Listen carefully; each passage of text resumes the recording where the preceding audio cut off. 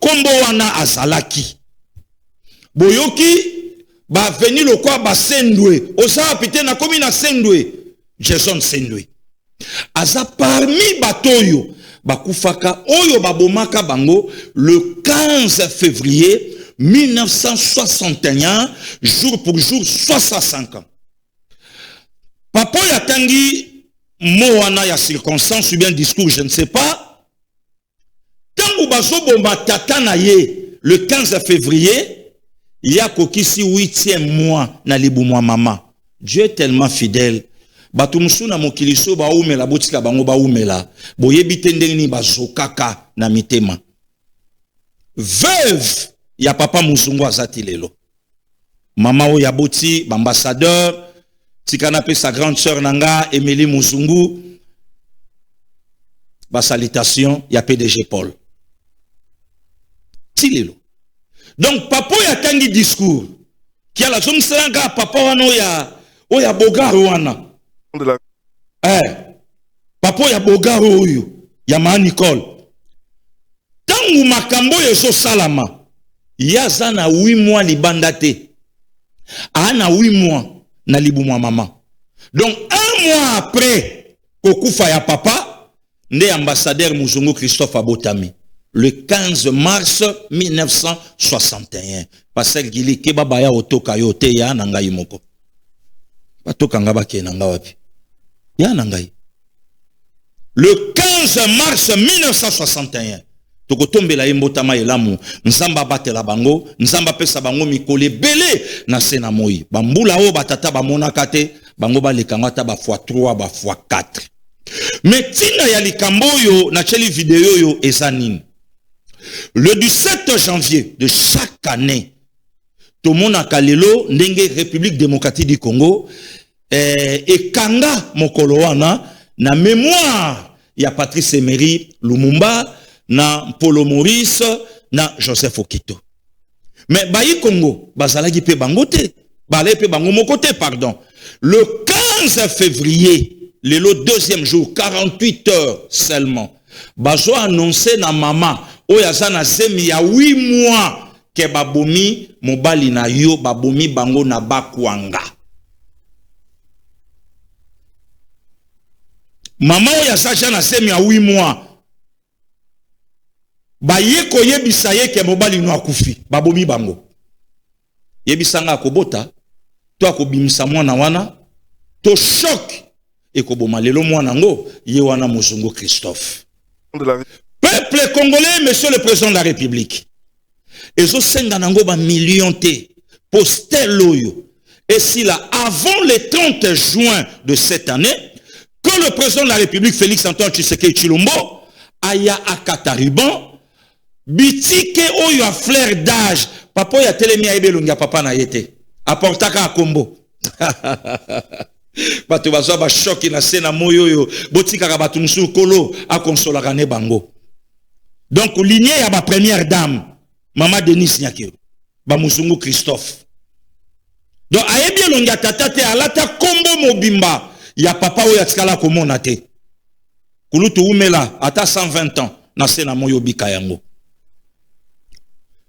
Lelo, est-ce que nakobenga pe bango bana na benga ye mili mwana te bana ba martyr esimbi bana ya ba martyr bazana besoin place oyo bayaka batalaka milimo ya batata place ezopema nde place wana batu balia ba million na mboko oyo batu ba détourna ba projet ya ba millions de dollars na mboka oyo. Monsieur le président oso pesa ki ordre mais mbongo nano ebimite pour misala wanesila.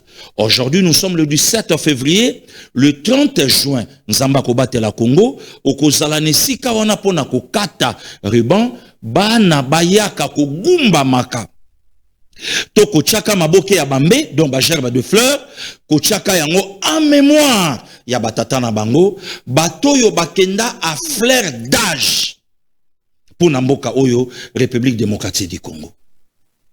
Netina oyo pasteur Gili lokwa molobeli pongana molobeli ya bakimbangisto molobeli ya bayi catholique molobeli, ya réveil, molobeli, ya église des noirs, molobeli, ya ba joueur, molobeli, ya ba musicien, molobeli, ya ba militaire policier, molobeli, ya ba na moka.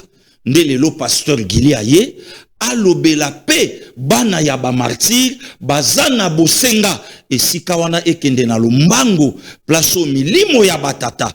Ndenge salama na papa Simon Kimbangu, le père, ndenge salama na Patrice Emery Lumumba, et salama pe na Muzungu Christophe, na bandeko oyo, batika biso, 65 ans. Aujourd'hui, c'est pas facile. Je crois que mon konzambo ka place azali, ayoki biso, bato yo bozwan dingisa ko bimisa mosolo. Boyoki biso, mitia na place à Christophe Muzungu, mitia na place ya bana oyo batata na bango bakenda, soki ya yo tata azalaka nesika wana, onga ko vendre la signature, onga ko vendre la misolo. Tika nkola pambola yo. Peuple congolais, merci beaucoup. Lelo tomeka ki tobeta, mais avant Pasteur Guillaume Meka asolola.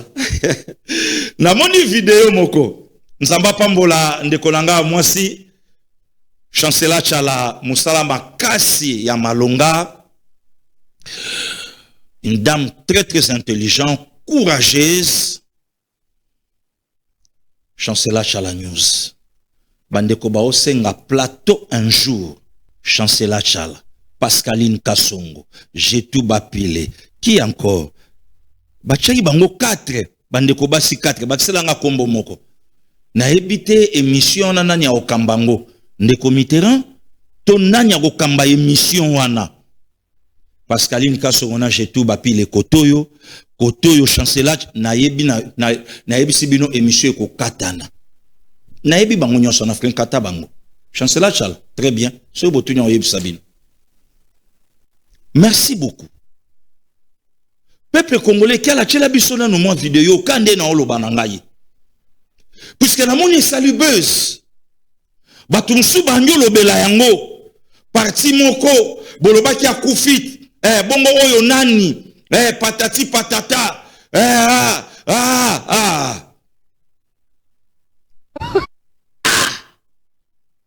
Mbala ya liboso sur 193 pays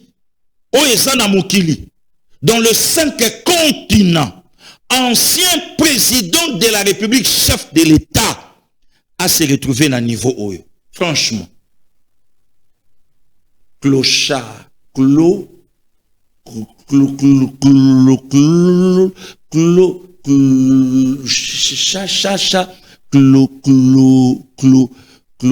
a bien THD. Clochard. Ah, ok. Maintenant, ni clochard.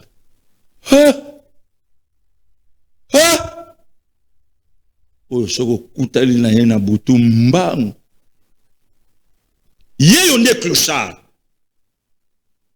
Effectivement, assassin, azongaka toujours na lié ya crime bajiriste baloba. Mais est-ce que toko kamwelo koyo?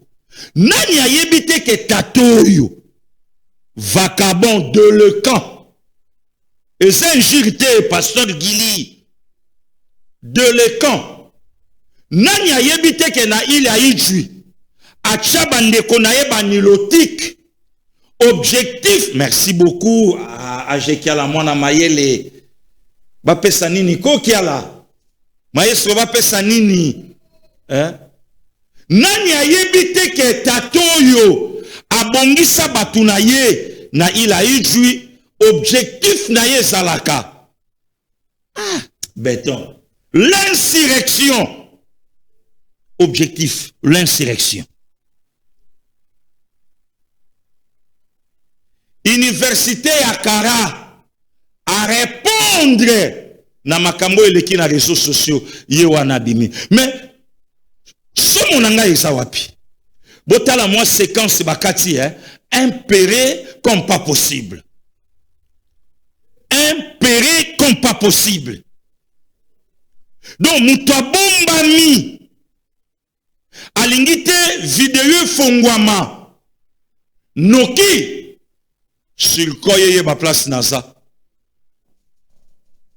noki ba pepo ya likolo eye ba esika nga nazali ekitiselanga ya kokitisa bokanga kaka comme ça bato bayebake na kufite na zali bon oya lobaki okufi nani besoin na biso eza okufa pe sikoyo te besoin na biso eza osamba na makambo oyo sala pe omona Tshisekedi kobongisa Congo un président qui a fait qu'à 7 ans au pouvoir 6 universités yango wana Ezotongama 2 de GCCili 4 en chantier sans compter ba aéroport sans compter ba boye sans compter ba boye tala clochard combo vraiment oye kokine bakatana ya tata clochard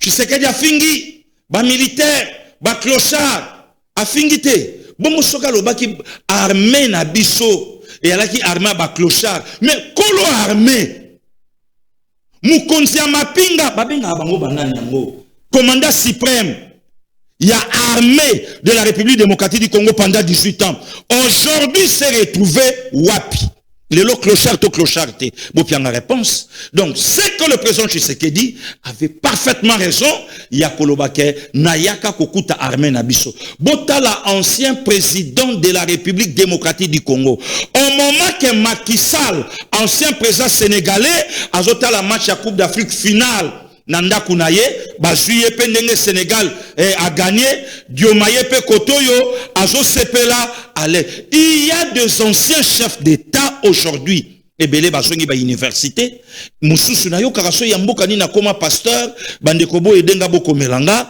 akoma pasteur ebele mais oyo ya Congo na ebite na benga ngo koloka oyo sanga fofete dans la place à se retrouver aota le balé ao contempler ba ngubu na ba hippopotame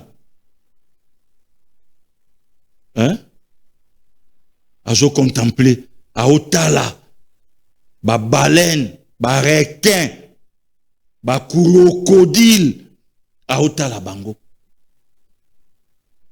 donc selon ye ti aza place wana naza na okanisa koma et combien na kobongisa Congo muto asalaka 6 ans na pouvoir à la kibiso kakotongela biso 11 universités na chaque province mais muto asali 7 ans atongi 6 universités de Cécilie et moderne kole quand même na ba université muso ezana poto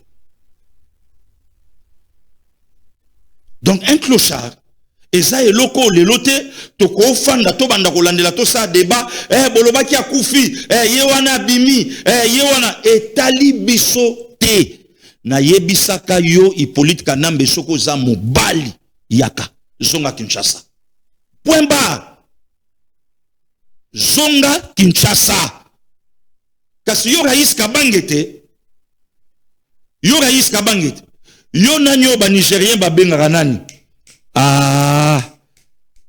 film ba Nigérien kombo balobaka mingi to lobaka ngo kasi yo shi na rambo te zongati et comme ya kotala ka ebale wana zo kalikilo bi bato boni na bwaka awa ero ba komi wapi bato ngo tete niveau ba bwaka ka bango requin déjà baleine na sa joie kaye donc peuple congolais ça c'est une distraction pure et simple. Quelqu'un qui a dirigé ce pays pendant 18 ans a se retrouvé aujourd'hui dans des conditions yaboye. Peut-être saler la vidéo yango et commentaire. Bozomona comment et combien mboko ezala qui perdu. Il fallait Tshisekedi aya pour le Congo. Azonge la valeur naye. Oyo papa Pascal Rochero dit tabou. Ayembaka oya nanga fili matalingaka Congo nde mboka Congo mboka ya bankoko Congo ya bato mayele mais Congo ya bato mayele ezwaka accident ezala diriger lelo na un clochard. Peuple congolais, merci. Makambo toleka nango na mboko yo na tato yo toleka nango lisute nzamba batela bino place bozali tina to ume la place wana eza nango te po eloko ya kolobama na kati eza ebele. 16 février, c'était avant-hier 1992, 16 février 2026, jour pour jour, 34 ans. Marche ya ba chrétien catholique na étendue mobimba ya république d'Isaïr à l'époque. Na laka servant na lobakango na Saint-Pédise ya Ngiringiri. Saint-Pédise à l'époque, Abbé Kiré c'était Abbé Kamos Kamokotolo Simon. Na 1992 shola alaki wapi boko melanga. Le 16 février 1992 bayaya o baleka inga na mbula. Na 1992 na Hollanda 18 ans na mois de mai. Na Hollanda 18 ans na mois de mai. Boye bisanga shola alaki wapi na 1992. Boko melanga na ba commentaire cardinal Ambongo alaka na position nini na 1992, précisément le 16 février alai na position nini. Boko melanga boye bisanga Fulgence Muteba na époque oyo alai na position nini na Église Sainte Catholique. Pourquoi natuni marche ya ba chrétien catholique ya 1992 et salamaka pour na réouverture ya conférence nationale souveraine où ezalaka chapeauté à l'époque par l'archevêque de Kisangani Laurent Mosengo Passinia. La conférence nationale oyo yemoko maréchal Mobutu apesaki nzela esalama ezala.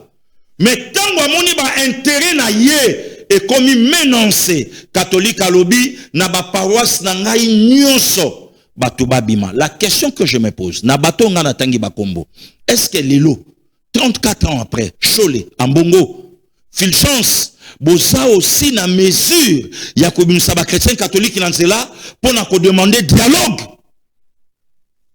34 ans après, les Congolais se souviennent. Yeyu, 34 ans. Tala muyibio ya matete, porteur. 34 ans. Maestro. Akoli, yeyu. Nazo kaka apio awa. Nazo kaka apio. Nga croyant que mutoki. Nazo kaka apio. Donc malili moko bonete ele kelanga ka côté moko mais koto ote ka koto yo. Simba boy makila. Oh. Pas cité, et l'autre côté, ninité, makila. Na tuni mtale pembe nanga, na soki wapi. Olie mutapi anga nan information, mutabe bisi elongi. Oh. Na tuni encore, réponse à l'bosso api anga nan noté. Na tuni, et ça mounene? Oh. Mais nga moko nazo capacité yebisanga eza ndenge nini na simbi na fini awa nazo kelo côté.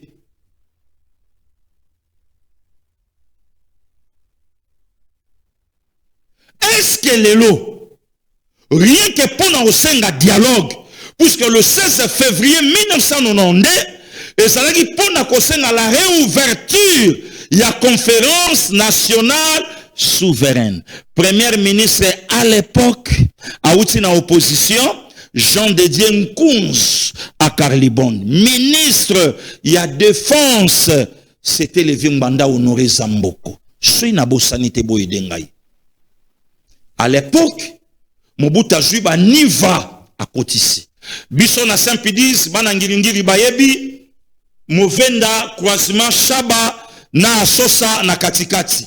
Na kwa ya movenda na shaba foyer zawane zati lelo et koma poste ya la police baniva yeye bomba miwana abeka mokotolo tangu mi Cecily apesi nzela kaka na ba mama o bazoka makolo pasi na ba papa bakende te me pona biso nyonso ndenge tozo bimamisa direction marche bandeko tangu to pesa shaba mukongo to elongi na sosa poto bima movenda to sosa to kende ba chauffeur ba kumba ba niva wana ba maître donc ba frein zo kanga à 0 mètre makambo na olo babatu bazongi yango na bibo tunelanga shola alaka wapi yero wana asalaka marche na paroisse nini botunelanga cardinal Ambongo na 1992 asalaka marche na paroisse nini tant que vicaire ou père curé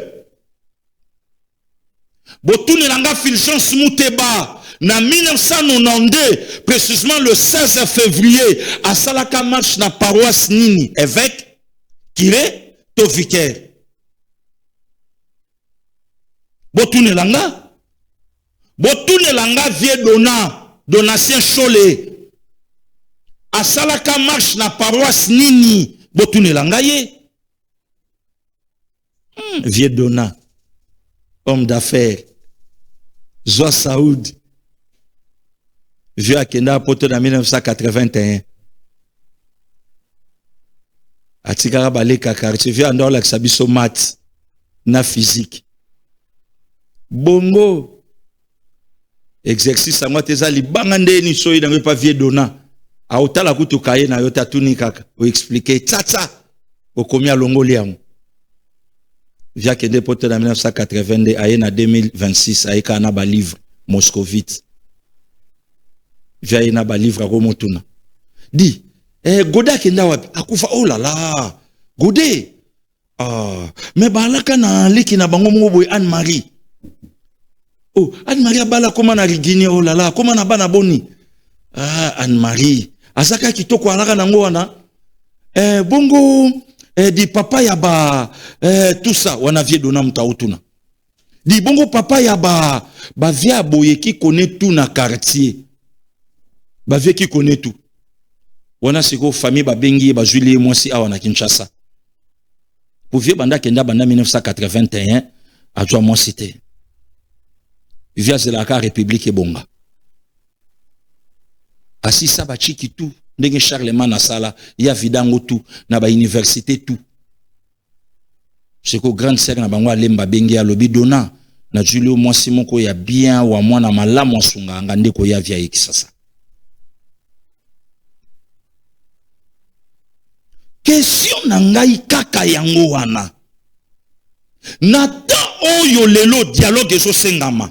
Est-ce que Cholet na Ambongo na Utembi baza lelo na mesure ya kobimisa ba chrétien catholique na étendi mobimba ya république que Tshisekedi a dit non ou bien Tshisekedi a lingi revendication na bisote bisoto lingi batunyo so basala ya lobi dialogue oui je suis d'accord mais pas avec batoyo basana makila ba congolais alors dimanche songolo toza na marche pour te revendiquer dialogue et salama ba chrétien catholique ya etondi mobimba ya république to bima na balabala. Est-ce que lelo eko salema?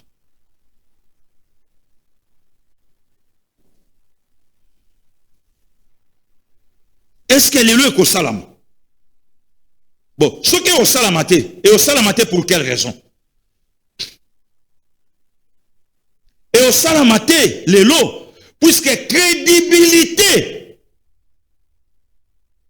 oyo cardinal Etchaou Nzambi Bamungbabi azalaka na yango puisque ordonné archevêque de Kinshasa cardinal le 28 juin 1991 donc 2 ans juste après la mort de son prédécesseur Joseph Albert Malula Ngalula qui a la tchelanga no bafota batata na mibale Malula na Etchaou na Laurent Mosengo Pasinia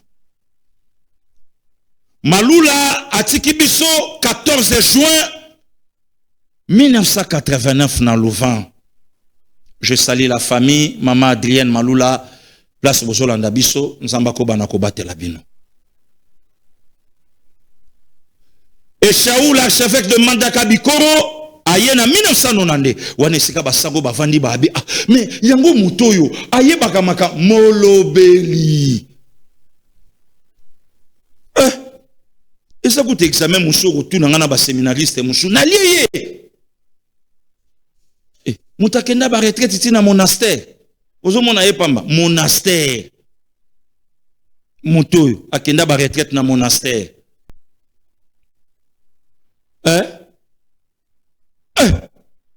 Mutayebi imdeka Yondeko kizito, ndeko anuarite, sepela ni mingi, lelo.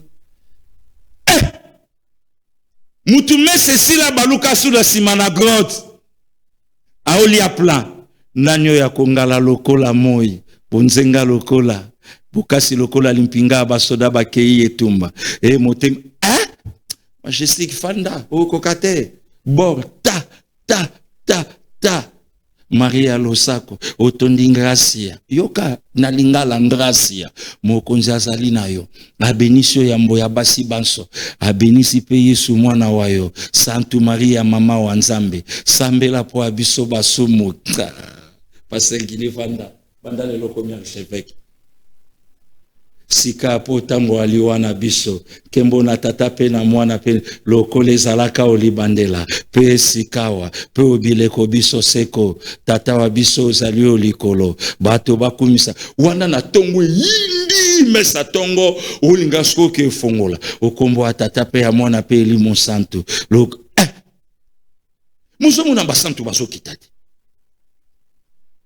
Batatoyo batu bapiaka crédit na église catholique ya mbokoyo. Mais est-ce que, oh mon maestro, est-ce que yango mutezati leloyo? Laurent Mosengo Passigna, Joseph Albert Malula Ngalula et cardinal Echaoun Zambiba Mongbabi. Laurent Mosengo le 11 juillet 1921, Echaoun Zambiba Mongbabi nous a laissé le 6 janvier 2007. Joseph Albert Malula, 14 juin 1989. Otu na pesa ngo mususu examen pia badati na liye ana ngote na mutu. Ana ngo. Na yembela yo nzembo biso yemba na Notre-Dame tanto ole la cardinal Malula. Pasteur Gili payen ngai payen. Kende, o kende malamu tata. Kende, o kende.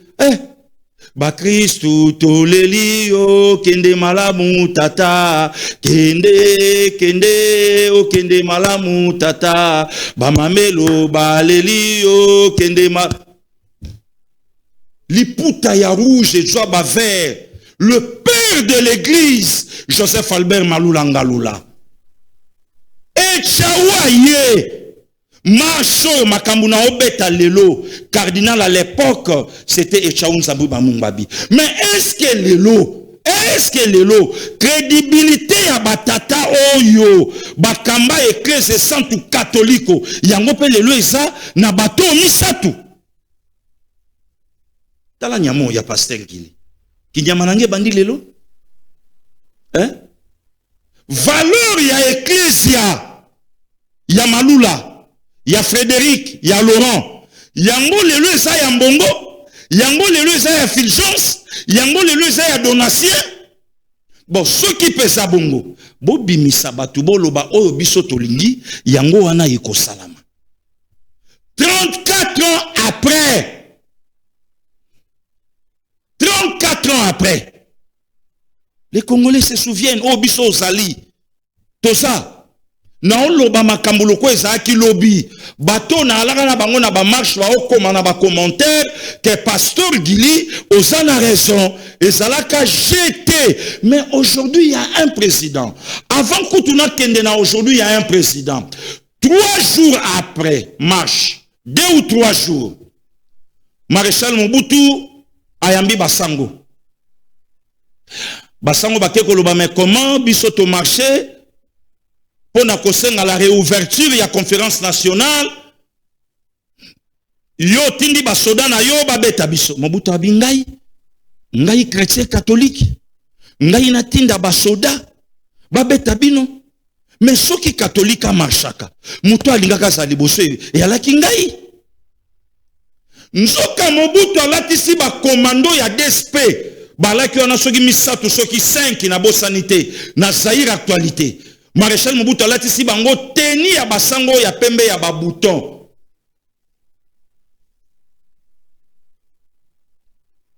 Kulutu Biber. Il faut mona ba. Ah voilà.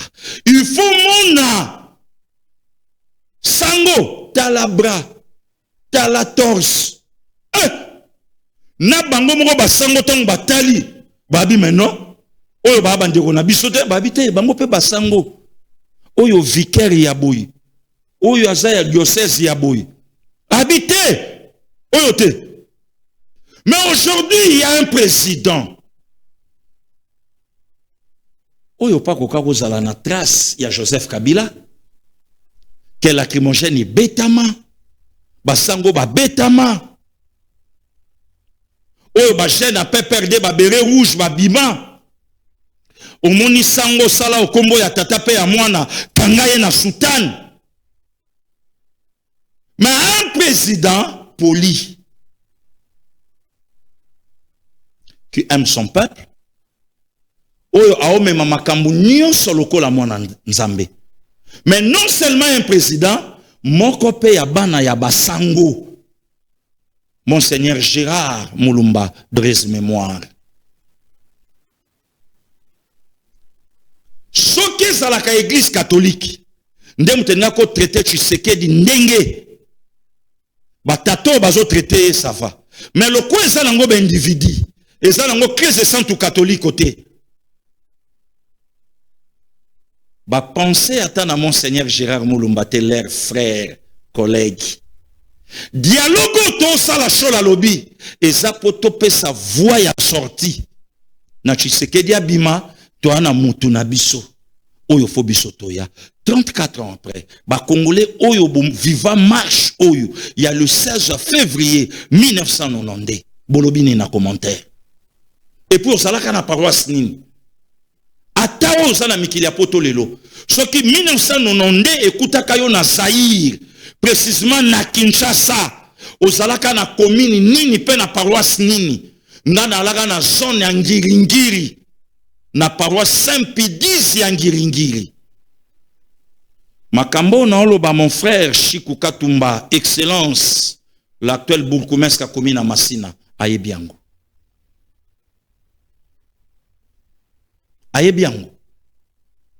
très bien à viva yango. Un combattant d'élite. Excellence Chikou Katumba. Aïe bien. Le long dialogue. Quelques évêques batelemi babi maintenant. Il faut tout ça par tous les moyens de dialoguer. Tu sais que du fondiment. Dialogue à la piloté par Bisso. Bato bache bango toyebite. Si na basa la toyebite. Mais pour na bango moko. Dialogue à la piloté na bango. Yango bomoni na zongi si biso. Na le 16 février 1990. Tozongi na yango. Mais est-ce que mon konzambo kabo dialogue? Est-ce que le président Tshisekedi a lobby non à dialogue? Non. Président lobby oui. Mais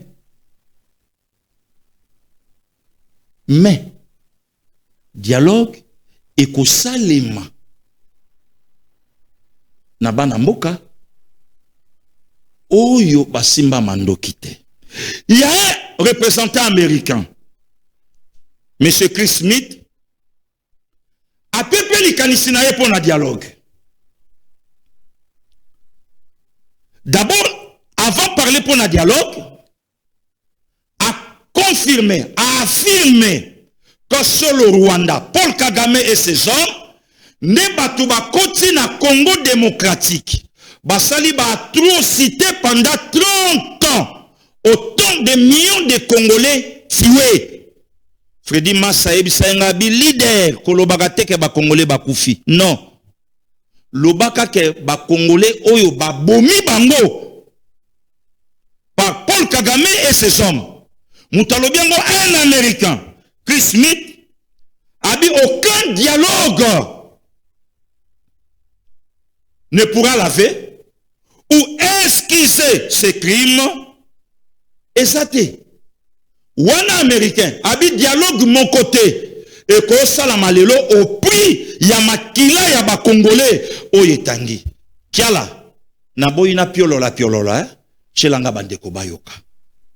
Le représentant Chris Smith déclare: le Rwanda et le M23 ont commis des actes ignobles. Ils doivent répondre devant la justice. Il ajoute: Kagame et ses hommes restent les seuls responsables de ce qui se passe à l'est de la RDC. C'est Kagame qui a laissé son armée fouler le sol congolais pour déstabiliser la région et piller ses richesses depuis plusieurs années. Tous les auteurs devront répondre devant la justice. Aucun dialogue ne pourra laver ou excuser ces crimes, et la responsabilité reste entière, a précisé le décideur américain de premier plan. Aucun dialogue ne pourra laver. Makambo et salama na mboko yo. Dialogue mon côté. Mais aucun mois lelo, basango, plus de 15 millions de Congolais tués par Paul Kagame et ses hommes. Na sepeli une expression makasi. Paul Kagame et ses hommes. Nakacha et ses hommes. M23, l'AFC. Pour Nakacha et ses hommes, RCD Rwanda. Nakacha et ses hommes, Bakunda Batware.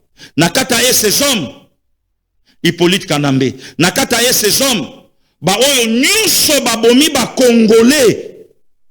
Plus de 15 millions de Congolais tués par Paul Kagame et ses hommes.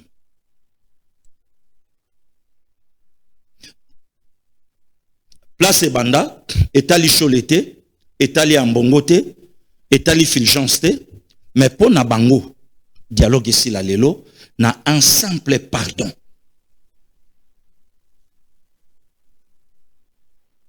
Pour Nabango, dialogue ici la kalelo. To vanda to solola, na un simple pardon. Il faut pardonner Paul Kagame, hein, tu sais qu'il dit. Il faut pardonner Nanga. Il faut pardonner Laurent Kunda. Il faut pardonner Azaria Suruberwa. Il faut pardonner James Kabarebe. Il faut pardonner Bizima Karara. Il faut pardonner Deogracia Sibugera. Wana baoye sa Tshisekedi na basango. Mais bango baboyi, non seulement qu'on pardonner, mais ba vandata ensemble dans les 6 autres confessions. Wana bango balobi niet. Mais baoye bisa présent Tshisekedi, il faut pardonner. Pardonner qui? Kunda Batware. Pardonner Joseph Kabila. Pardonner Moïse Katumbi. Monsieur le Sango. Bahibisi bino ke Tshisekedi a un problème na bango. Les évêques de la Senko. Tango yebisa ki Tshisekedi ke toko soutenir yo. Mais à une seule condition. C'est séparé na Batouana. Batouana balay na position nini. Et puis Batouana balay banani. N'est-ce pas bateau bino bo la pardon lelo.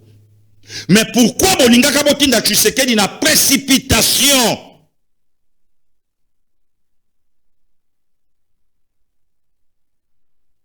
Na précipitation, il y a que se séparer.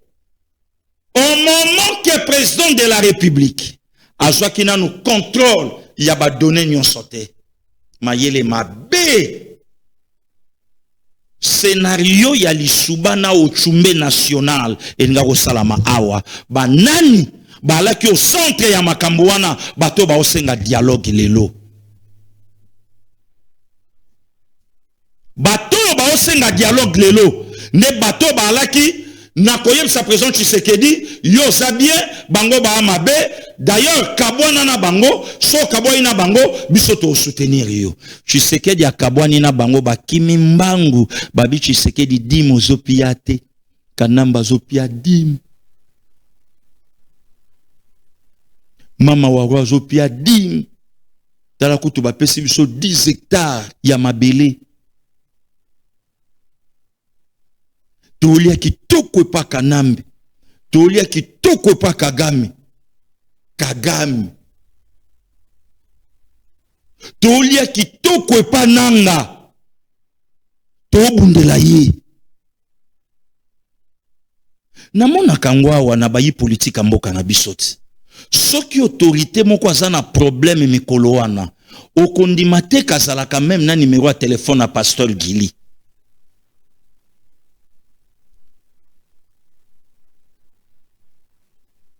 Ne mukolo wana okoma ndeko na ye. Alors pasteur Gili, comment ko boka ndeko na yo boy? Bozwe kaboli biso yaza officiel. Mais yoka wana se indelié. Ozapi boy.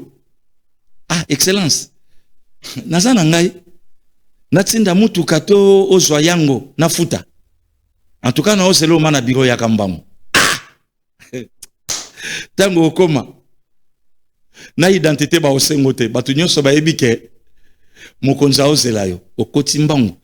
Omoni loko te na réseaux sociaux. Yoka na ebike yo landa makamalamu. En tout cas, corriger loko yo, corriger ngo rapidement. Eza boete ndeko ndenga lobi. Corriger ngo rapidement comme ça bongo tindelanga morceau vidéo. Boni nanda ko ça va? Parce que la moni yo santé ça va. Wana tango solo la. Awezo koto.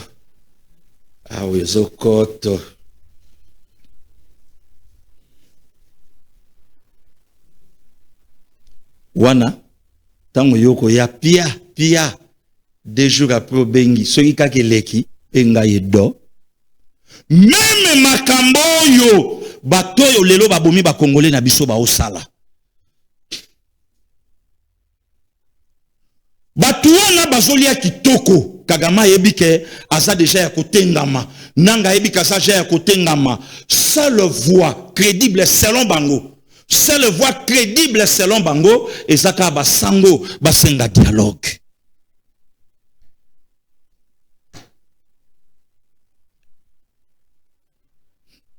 basango basenga dialogue et tant basango basenga dialogue ba démarche nyonso ba osala ba olia kitoko simple pardon et longola plus de 15 millions de morts mais pas sur Gilosa chrétien tala païen ou aventurier siko balimbisa te basa anini yebite ke Bible le pardon est une puissance qui libère kolo moka lobi senga bolimbisi akolimbisa yo mais est-ce que chole na mbongo bato ba kosengela bango pardon to bato yo batangisi makila bango moko basa la conscient ya mabe basali bayi Congo basenga pardon dialogue oui mais pasteur Gili Angola lobia bandi chaba préparatif à dialogue bien sûr mais président de la République parle au qui non à dialogue dialogue oui il est d'accord mais na bato bana makila ya ba congolais na maboko te peuple congolais 39e assemblée à IA Union africaine na Addis Abeba Paul Kagame et ses hommes na sepeli une expression ngo humilié Addis Abeba. La délégation de l'AFC, RDF, M23 humilié. Humilié. Humilié pourquoi? Échoué et porte claquée. Arrivé à Addis Abeba. Alerte. L'AFC-M23 a subi une honte historique à Addis Abeba. La délégation de l'AFC-M23 a été humiliée publiquement au siège de l'Union africaine à Addis Abeba. Story, comédie diplomatique. Lobbying échoué et porte claquée. Arrivés à Addis Abeba, les représentants de l'AFC-M23 ont lancé une opération de lobbying désespérée guidée par les renseignements rwandais en tentant d'approcher plusieurs chefs d'État africains directement dans leurs hôtels. Ils ont même pris des chambres dans le même établissement que 4 présidents africains, avec un seul objectif, forcer des rencontres informelles pour expliquer la cause du Rwanda. Résultat, refus total. Aucun président n'a accepté de les recevoir. Même William Ruto a catégoriquement refusé toute photo ou apparition avec eux. Le service d'un président africain a officiellement signalé à l'hôtel que leur présence dérangeait. Plusieurs délégations ont clairement répondu que sans demande officielle déposée dans leurs pays respectifs, aucune discussion n'est possible. Ibou Béni doute que le baleine va avaler une Afrique? Le culot du siècle. Selon les sources, ils sont même allés jusqu'à envisager de demander une audience à Félix Tshisekedi, LOL. Oui, Fachi lui-même. Après avoir été rejeté partout, ils pensaient encore pouvoir aller voir le président de la RDC. Une blague diplomatique. Bonimpa et sa délégation complètement désorientés. Benjamin Bonimpa et son équipe sont repartis sans audience, sans soutien et sans crédibilité. Ils pensaient que tout serait facile. Ils croyaient encore manipuler les capitales africaines. Addis Abeba leur a donné une leçon brutale, sans statut légal, sans reconnaissance, sans État, on ne parle pas au président. Les temps ont changé. L'AFC-M23 est désormais. Nde bato yo faut Congo vanda na bango. Nde bato yo Congo il faut dialoguer na bango selon les évêques. Ça c'est la fin d'une aventure. Où je suis 30 ans. 30 ans. Et le Rwanda et ses hommes, baoloba sous le esate. Toluka ba RDF, parti au Rwanda a kangi aujourd'hui il y a une année. Nde fo bakanga ba ADF ango bango moko.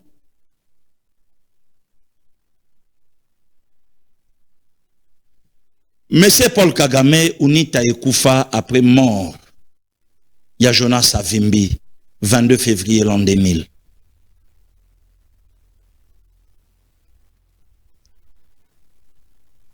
Makambo et banyo comme la Paul Kagame lelo, c'est la fin.